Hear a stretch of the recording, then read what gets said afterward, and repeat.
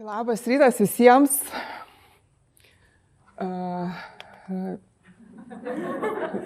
Visoms ir atskiras operatoriui, ne?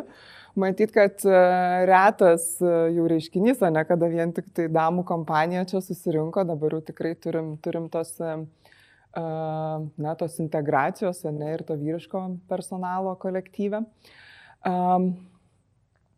Ko aš noriu pradėti? Tai noriu matyti pradėti tuo, kad man visą laiką smagu būti čia ir atstovauti PVPA, atstovauti visą bendruomenę ir įnešti kažką ir savo, dalinti savo patirtimi. Tai kažkada, kai pradėjau savo, pavadinkime taip, misiją kartu su PVPA, buvau standarte ir buvau mentorystėje. Ir visi, kas tik tai manęs klausia, tai nuo ko pradėti tą kelionę, pavyzdžiui, keičiant savo profesiją ir karjerą, tai aišku, kad sakau, kad žiūrėkit, turim labai fainų ir gerų programų ir keliaukit ir čia yra geriausia patirtis, kurią galime savo susirinkti. Tai gerosios gerųjų praktikų dalybos arba gerųjų praktikų konkursas, esu naujokė jame. Nors ne naujokė, kaip paraiškos teikėja, esam dalyvavę su savo organizacija, su savo paraiškomis, tad procesas yra pažįstamas iš kitos pusės, bus įdomu jį šiek tiek, pamatyti iš tos, virtuvės, pavadinkime taip.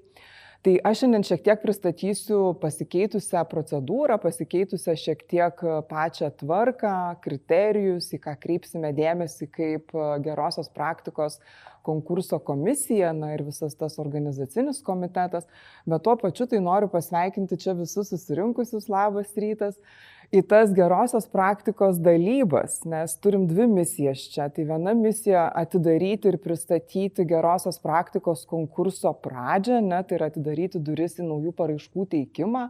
Tuo pačiu mes vis dar dalinamės tai, kas buvo aktualu arba tai, kas įvyko ir už tai, ką plojom ir dėkojom ir sveikinom kolegas su gražių ir tokių prasmingų iniciatyvų įgyvendinimu savo organizacijose. Tai turim tokias dvi gražias misijas.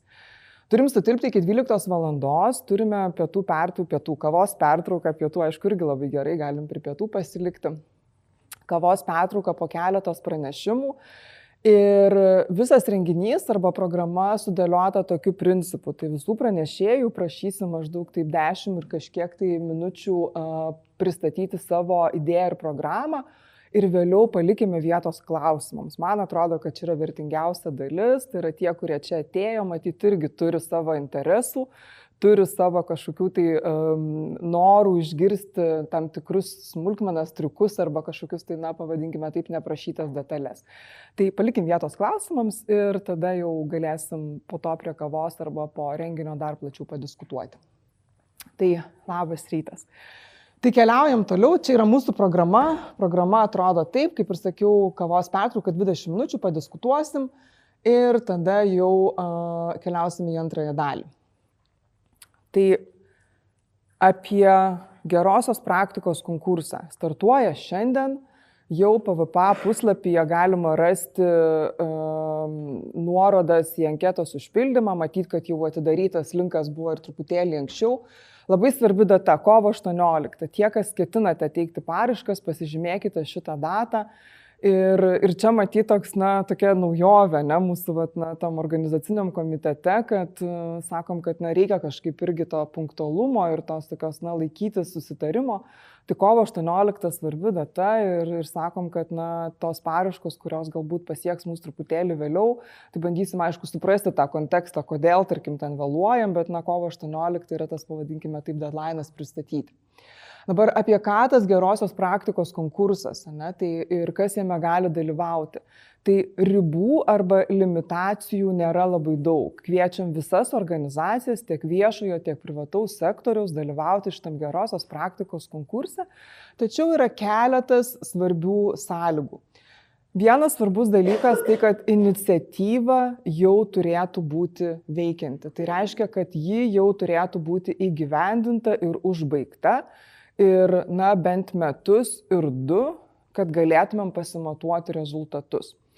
Iš savo asmeninės patirties galiu pasakyti, pavyzdžiui, mūsų teikta paraiška kažkada buvo nuostabiai sulaukusi įvairių komentarų iš komisijos narių ir sako, Inga, žinai, pusės kokių gerų metų pritrūksta, kad tuos rezultatus tokius valiudžius turėtumėt. Tai tikrai dalinuosi savo asmeninę patirtimi, tai metai bandu, kad turėtumėm KPI'sus, kažkokius pamatuojamus rodiklius, į kuriuos galėtumėm atsižvelgti. Kitas svarbus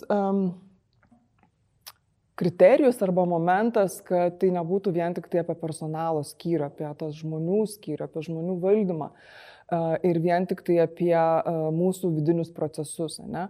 Visgi gerosios praktikos konkursas yra apie vertę organizacijai, apie vertę darbuotojui ir toks vyšnia ant torto, idealu, ir čia turim tokį papildomą balą savo išsigryninę, jeigu tai galėtų būti naujų standartų personalo valdymo srityje bendrai rinkoje. Tai čia toks pro bono visoms organizacijoms pagalvoti, kūrybiškai pamastyti, ne, ir pagalvoti tai, ką jau esate įgyvendinę ir pristatyti. Tai kodėl verta dalyvauti? Žinot, kartais mes užsisukam savo rate, savo rutinoje, procesuose ir iš tiesų tai pamirštam sustoti ir pagalvoti, o kągi vis dėlto naudingo ir smagaus esam ir vertingo nuveikę.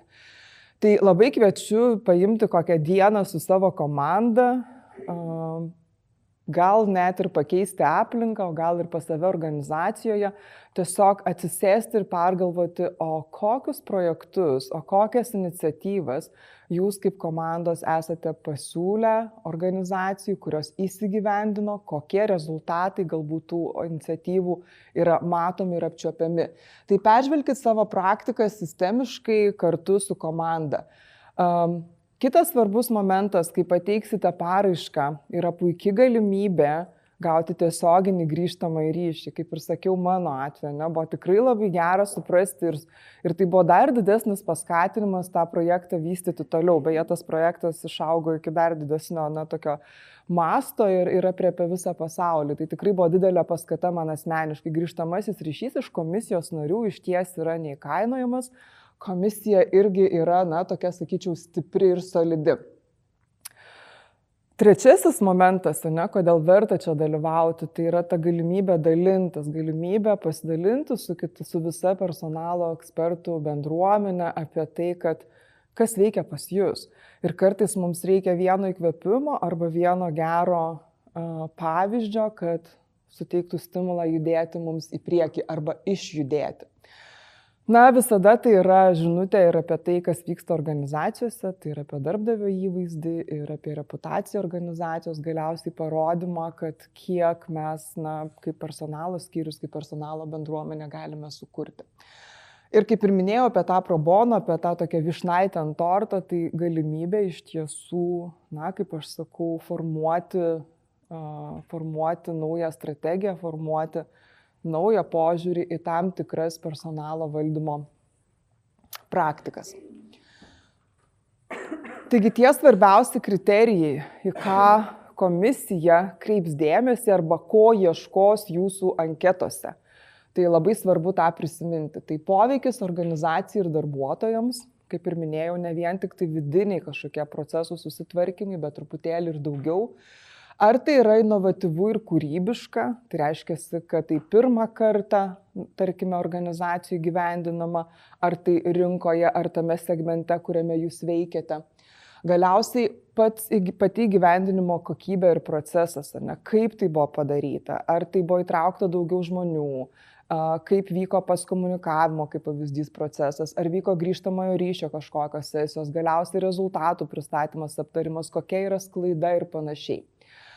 Tvarumas ir galimybė pritaikyti ilgalaikę perspektyvoje. Tai ar tai yra vienkartinė iniciatyva ir projektas, ar tai vykstantis nuolatos ir galiausiai augantis ir apimantis kaip pavyzdys, didesnę dalį organizacijos, visą dalį organizacijos, o gal išeinantis ir iš organizacijos ribų ir galimybė pritaikyti kitose organizacijose, galimybė turėti tam tikrą rinkos naują standartą. Tai svarbus elementas, man atrodo, kad mūsų personalistų bendruomenė yra tokia stipri ir tokia kūrybiška, kad tikrai galima atrasti tų perlų, kurie patampa naujų rinkos standartų. Tie, kas dalyvausit pirmą kartą, tai tiesiog gal trumpai supažindinsiu, komisija turi 2 posėdžius, per kuriuos vertina gautas anketas, kalibruoja savo vertinimus ir vėliau komisijos nariai pasiskirsto ir keliauja į įmones. Tai va tie vizitai įmonės, jie irgi yra labai svarbus. Komisijos nariai pasirenka, su kuo susitiks, tai yra personalo skyrius, gali būti darbuotojai kažkokie, darbuotojų atstovai, vadovai. Ir tai yra tas papildomas vertinimas po vizito. Tai kiekviena įmonė, su kuria bus nuspręsta toliau susitikinėti, gaus asmeninius pakvietimus ir lauks svečių savo organizacijoje, tai yra komisijos narių. Aplikuoti iš tiesų yra labai paprasta ir čia ačiū didelis Renatai, kuri pridėjo savo ranką ir sugalvojo tą naują formą ir galimybę tiesiog paprasčiau pateikti duomenis. Tai šitas langas, kurį čia matote, iš tiesų tą patį galite rasti PVPA puslapyje. Yra 2 etapai. Tai yra vienas etapas, kad jūs atsisiunčia savo paraiškos formą ir ją užpildote kiek įmanoma detaliau, kiek įmanoma aiškiau. Jeigu pavyksta, surašykite tuos KPI'sus, surašykite savo pasiekimus ir yra galimybė prisekti papildomą dokumentaciją. Ar tai būtų nuotraukos, ar tai būtų kažkokie tai, kiti įrodantis ir lydintis dokumentai. Tikrai yra ta galimybė, berods iki 5 dokumentų, jeigu neklystu, tai tikrai pakanka ten vietos. Na ir kai jau jūs ją užpildysite, yra kitas žingsnis, tai yra tam tikra forma pačiame PVPA puslapyje, kuriame pateikus pagrindinę įmonės informaciją, jums tiesiog reikia prisekti jūsų paraiškos formą ir ją nusiųsti į PVPA komandai, kur jau sukris visos formos ir pasidalinsime kartu su komisijos nariais. Tai tikrai aplikuoti paprasta, jeigu kažkam nepavyksta, Renata visada pasiruošusi pagelbėti. Svarbi data kovo 18, kodėl jinai tokia svarbi, tai matyt,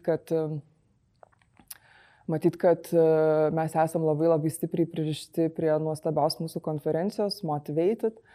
Tai bus gegužės 13 dieną, iki to laiko, kaip žinia, mes turime išsirinkti nugalėtoją. Gegužės 13 diena, kada šausim fanfaras ir, plosim tiems laimėtojams, tai įmonei ir tai komandai, kuri iš tiesų bus geriausia, bus išrinkta kaip geriausia. Tai kovo 18 linkiu atrasti drąsos, peržvelgti, pirmiausia, tai laiko sustoti. Drąsos pasakyti, kad mes tikrai padarėm gerų dalykų ir drąsos dalintis, kartais jos reikia ir aš labai tikiu, kad tos drąsos dalintis jūs pasisemsite čia iš šitų mūsų pranešėjų, kurie sutiko dalintis savo gerosiamis praktikomis iš praeitų metų. Tai sėkmės jums, tiek PVPA komanda, tiek aš pati asmeniškai, jeigu kyla klausimų, tikrai galiu padėti atsakyti ir labai laukiam paraiškų. Tiesa, jeigu žinot kolegų, kurių čia nėra, bet žinot, kad tikrai padarė nuostabius dalykus, tai skleiskit šitą žinią ir dalinkite su visa bendruomenė. Tas irgi labai padeda ir įkvepia.